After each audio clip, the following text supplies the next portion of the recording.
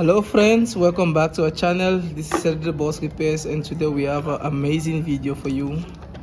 If you've been struggling to fix car amplifiers, today you're gonna understand how it's been done. So this amplifier came to us is dead. Now here's the power light to show that it's not coming on. So I will just put my power supply. I will just put my power supply now on, and then you will see here on the amp is still not powering on. There's nothing, no light coming on. So I will show you how to fix this problem of a dead amplifier, because you see this one is dead and it's not doing anything. So the first thing we'll do is to troubleshoot the input circuit, because the power light is not switching on. We start from the fuse. Always start from the fuse, because these guys here they used to get faulty sometimes, these fuses. So the first thing I will do is to check the fuse. So I will check it with my multimeter. I will just go to continuity mode, because the fuse is supposed to have continuity between the 2 points. So I will check the two of them. Okay, there's zero resistance, so it's good in this one. So it's all of them are working perfect. So I'll put them back because I'm done there.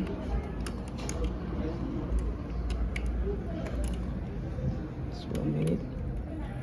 Just kidding. I'm just gonna put them back.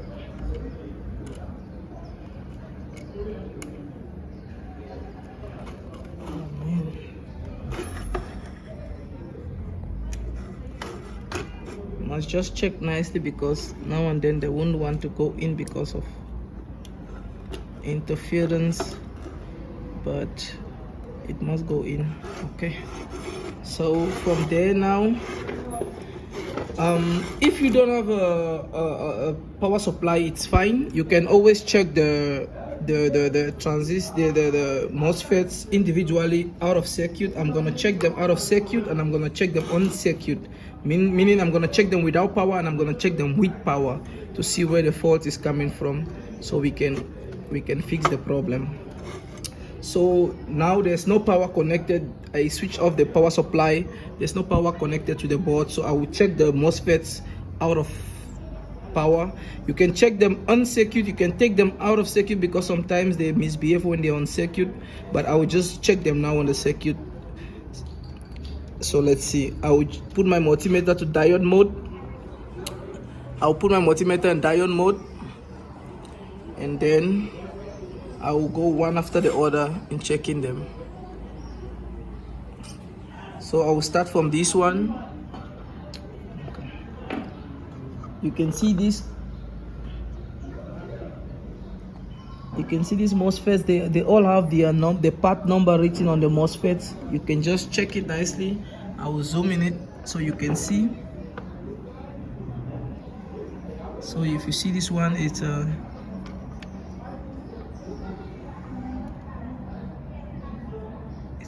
P55NF06W. P55NF06. all of them are the same. So I will check them using the diode mode.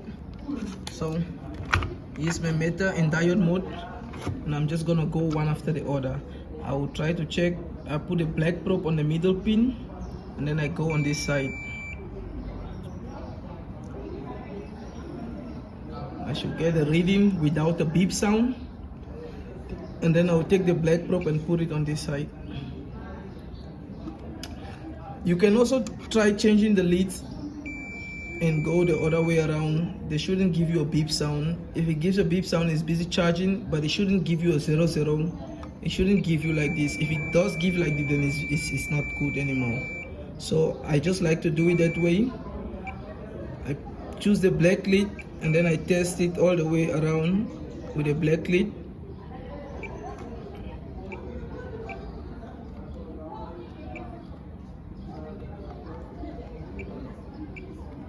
So I can see all of them are good. and I'm gonna check them now when there's power in the board. I'm still busy with the input circuit. So I will switch on I will switch on my power supply, so it's on. You can see the amp is taking voltage, is taking power, but it's still not switching on. You can see there. So I will just quickly check here. With this being the ground, I'm gonna check the last point. Sorry, I have to put my multimeter to voltage DC, because now there's voltage on this board. I will put my multimeter to voltage DC, then I put my black probe there, then my red probe. You can see there it's negative 4.4 volts. Check this other one, you can see it's negative 4.4 volts. Check there, you can see it's 4.3 volts. Check there, it's 4.3 volts. Check there, it's 4.3 volts. And check there, it's 4.3 volts. So in circuit, you can easily find out which one is it's not working, it's not functioning well. So I can see all of them have voltage. I can say this part of the circuit board is working 100%. So what I'm gonna do here, I'm gonna move to the output section, and I will also test it without power and with power. So I will start. Oh, these ones are very hot because they are the ones processing the power. That's why the heat sink is always there. I just felt it now, it's very hot because I switch on the power without connecting the heat sink, but it's just to test. I don't keep it on for too long. So I will just quickly test these ones. I will test it off circuit, without power. So I will go with the first one. Remember the black leads first, and then you go with the red lead. It showed me 0.456 voltage drop. On the other side, it shows 0.086. It looks like a short, but sometimes there's a false negative the multimeter gives. So we have to change the leads, and then we check it again. So it's busy charging, and then we go this side, it's still the same. So what I always like to do with this bigger MOSFET is the black lead mustn't be at the start, it must be in the middle. The black lead is in the middle, you go with the red lead, it's fine. And you come with the other lead, it's still fine. There's no beep sound. This beep sound here is just to show that these two are connected somehow in the circuit. It's not necessarily that there's a problem, because if there's a problem, then when you put the black lead in the middle and touch this side, and then you touch this side, it's both charging. So I can tell you, this one we need to put the yellow lead. You must always try the two sides when it comes to MOSFET, because they are very confusing when you are checking them. So I will go with the red lead in the middle and the black lead on the side, and then I have 4.55 voltage drop plus minus. And then I go this side, it's 4.6. So the two sides must almost be equivalent. You come to the second one, you go to the red probe in the middle, 4.57 and 4.62. These two, they are actually good. And if you don't know how to test them, you would think that they are shorted, but they are not shorted. So I will just quickly go to the other two.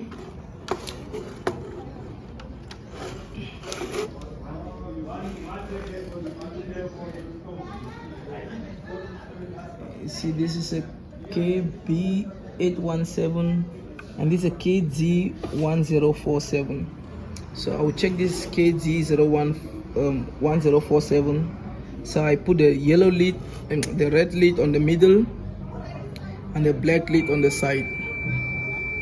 Now you can see what the multimeter is giving. It's giving me now a short, because the middle connection on the transistor must not be connected to either of the two sides, the base of the collector, because if it's connected, then it's a short. So I will just show you now how I checked it. You see, I got 0.023. Whenever you get a voltage drop with 0.0, then there's a problem. I will check it from this side. You can see there's 0.001. This one is fully shorted. I'll come to the other one, the same thing. Now you must understand that it can be shorted. It can show on the circuit board both are shorted, but if you take it out, it's not necessarily shorted. So what I'm gonna do is I'm gonna pause the video, I'm gonna take it out, and we're gonna check it together. So far so good, everything on the board is still working fine. I found these two transistors to be the problem. The amp was not switching on, so I'm just gonna go now to pause the video and take out the transistor so we can check it together out of the circuit to see. But just like I told you, I will check it on the circuit with the power switch on. Just to show you, I will just put my multimeter to voltage DC, and then I will switch the power supply on, and then I will check quickly the voltages in the transistors and see if they are getting any voltages. You can see there it's a 000 volts, and then if I go this side, it's still 0 volts. There's no voltage. So these two transistors don't get any voltage. Let me check it from this side. It's also 0 0 0 0. So because of the malfunction of the power this side, the power doesn't come this side, it ends just at the input circuit. So I'll switch off the power. I'm gonna take out these two. It's the KD1047. And if you want to understand so well about this, if you want to understand this diode so well, the transistor so well, you must always take the model number and put it on Google, go into the data sheet, and then you can get the maximum voltage that it needs to get, and the voltage that it needs to go out, and the drain. So I will take out these two, and I will download the data sheet, and I will explain to you what the function of these two transistors is. You don't necessarily need to know what the transistors is doing. If you know how to find the fault, you can always fix the car amp without even knowing what these transistors are meant for. So you don't need to be an expert like other guys who know exactly what it's meant to do and what every part here. You just need to know what you're doing. If you have a repair shop, or if you're just doing this for pleasure, you must always know that to test your transistors are very important, and you must get the basic skills on learning how to test the transistors. And these transistors operate with diodes within them. I will make a video on testing particularly diodes and transistors on a separate time, not long from now, but it would depend on how much the viewers are interested in learning about this stuff. So without taking much time, I'm gonna pause the video, and I'm gonna take out these two guys, and I'm gonna continue the video. When I take them out, let's test them and see what is going on. Okay, so stay tuned. This is Cellular Box Repairs. I noticed many of our first time watchers, viewers, and the returning viewers are not subscribed yet. Subscribe to the channel, because there's a lot of important stuff coming. There's a lot of knowledge to be shared on this channel. So leave a thumbs up and subscribe. See you now. I'll just take out those two transistors. Let's continue. So welcome back, guys. I just took out the two transistors, and what is always nice to do is to test here on the board. I'll put my multimeter to diode mode, so you can see there it's on diode mode, and I'm gonna test to make sure that there's no short on this board.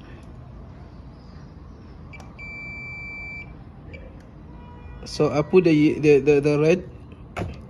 red or the black probe in the middle, and I go for one side, and then I go to the other side, and I see there's no short anymore. I put the red, I change it with the red, I go one side, and I go the other side. Red, I go one side, I go the other side. Black, I go one side, then I go the other side. You see the short is gone, and now we're gonna test these two guys. The same thing, the black in the middle, I touch this side, it's fine. I touch this side, it's fine. Black in the middle, I touch this side, it's shorted. Touch this side is shorted. So you can see here, this one is still working fine. This one is working fine, but this one is dead. So the best thing, if you are new to electronics and you don't understand how, because MOSFETs and JFETs and transistors can be a little bit complicated sometimes for you to test them, I will advise you, when it comes especially to transistors and MOSFETs, you must put it in the middle. The black probe in the middle, you go one side. I will show you quickly. You go one side, you see it's fine. You go the other side, you see it's fine. You change the probes, go with the black in the middle, it's fine. you go to the site, it's fine. So this one is 100% fine, and I will install it back. But this one, I have to change this one, and I have to get the data sheet of this transistor. It's there on Google. It's a transistor KD1047. I'm gonna check it now, the data sheet, and get the what it says. So I go with a black probe. You can see it's shorted. You can see it's shorted. If I go with the red probe, you can see it's shorted, and you can see it's shorted. So when there's continuity between those points, you can know this one is shorted, and I'm gonna replace this one, and hopefully our amp is gonna work 100%. So what I'm gonna do next now as a technician, I'm gonna find out all I need to know about this faulty transistor. So the first thing I will do is to go to Google. Well, I will show you how I do to research on these transistors to get more information, so it can help you to repair whatever you have to repair without any hassle. So this D1047, without taking so much time, I'm gonna go now to the internet, and then I will show you what we can do there to fix it. So I will show you how I check the transistors. I just put the number KD1047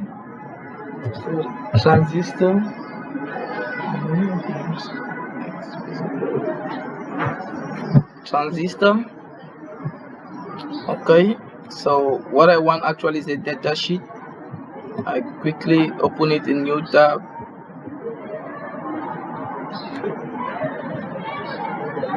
So the data sheet will tell you exactly what it is. So it's a KTD1047. It's a silicon transistor, and it's an NPN. You see, I told you it's very easy to understand when you go to the data sheet. The maximum collector power dissipation is 1000 watts. It can't go beyond 1000 watts. And then the maximum collector emitter is 140 volts. The maximum collector current is 2 amps.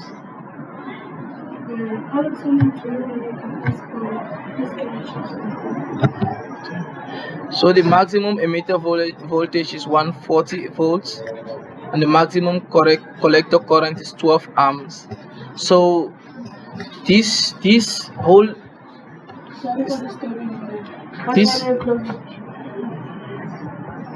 this transistor which you get here it shows you the maximum operating junction temperature is 175 degrees centigrade. Forward current transfer ratio. All of these things just show you how it works. And exactly the most important thing that you need to get is the voltages, the amps, and the watts. If you get these ones right, and then you get the polarity, which is NPN or PNP, then you are good to go. So there is it, how you get the data sheet. The data sheet is very important, and it's very simple. It shows you here in graphs and what you can do. I can just make it a little bit, can zoom in there so you can see. But if you click there, you're gonna download it, which I will download quickly, and then I show you what I'm talking about. So here's the data sheet. Is semiconductor technical data, high power amplifier application. KTV recommended for 60 watts audio frequency. So they recommend you to use it for 60 watts and below. So that is it's a good thing to take from that. So the collector base voltage, because this transistor has a base collector, emitter, and then it has a base. So you have to understand those things. So yeah,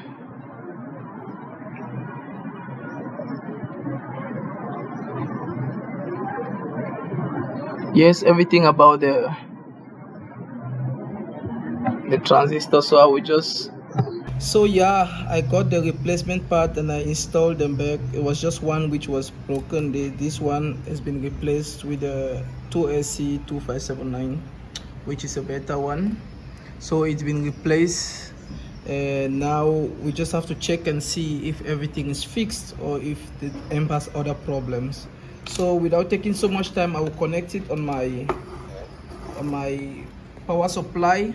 If you don't have a power supply, all you need is a 12 volts adapter, a 12 volts adapter like a DSTV adapter or a computer power supply to power it on. All the amps want, all the amplifier wants is just voltage. You want 12 volts, it must be 12 volt DC, then it's gonna power on. So I have a power supply which I can regulate the voltages. So I will show you now that hopefully it is fixed. I will switch on the 12 volts and then we can check on the amplifier. You can see that the yellow light, which was not switching on at the beginning, is on now, which shows that the amplifier is fixed. It was not a difficult problem. I'm gonna connect it now so we can play some music and hopefully you can see that everything is fine now. So I will just pause the video to connect the speakers, and that will be a separate video. I will do how to connect the different ways you can connect a car amplifier without necessarily being in the car.